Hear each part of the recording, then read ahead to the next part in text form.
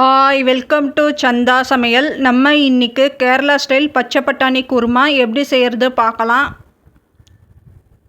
குருமா செய்கிறதுக்கு தேங்காய் paste ready பண்ணிக்கலாம்.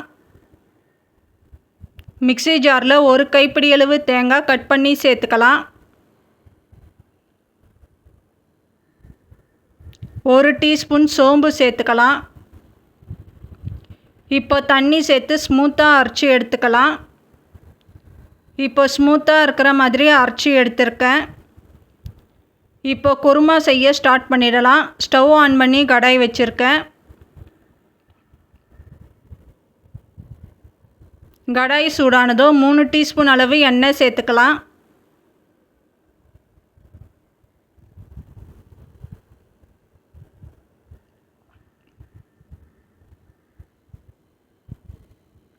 ஒரு டீஸ்பூன் கடுகு சேர்த்துக்கலாம். கடுகு பொரியணும்.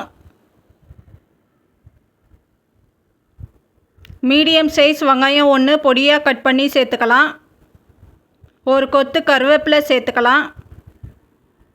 3 பச்சை மிளகாய் கீனி சேர்த்துக்கலாம். வெங்காயம் கண்ணாடி பதம் ஆகணும்.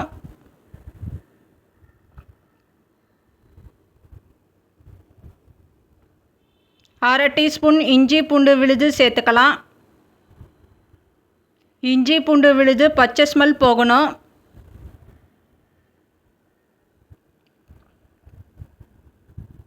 மீடியம் சைஸ் தக்காளி 1 கட் பண்ணி சேர்த்துக்கலாம். தக்காளி வதங்கணும்.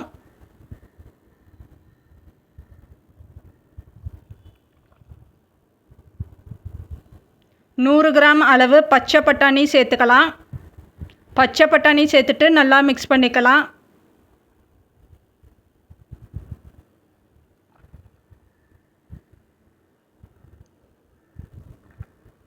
தேவையான அளவு தண்ணி சேர்த்துக்கலாம்.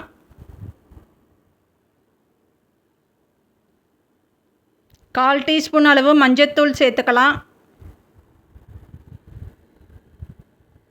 அரை டீஸ்பூன் அளவு தனியாத்தூள் சேர்த்துக்கலாம்.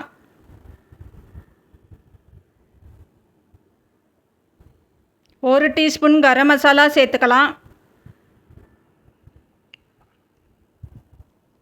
உப்பு தேவையான அளவு சேர்த்துக்கலாம். உப்பு சேர்த்துட்டு நல்லா மிக்ஸ் பண்ணிக்கலாம். இப்போ இதோட பச்சை ஸ்மெல் போகணும். பச்சை பட்டாணி வேக விடணும்.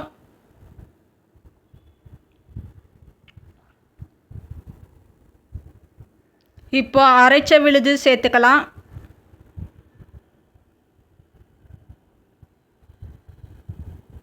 இப்போ மிக்ஸி ஜார் அலசி தண்ணி சேர்த்துக்கலாம். தண்ணி சேர்த்துட்டு நல்லா மிக்ஸ் பண்ணிக்கலாம்.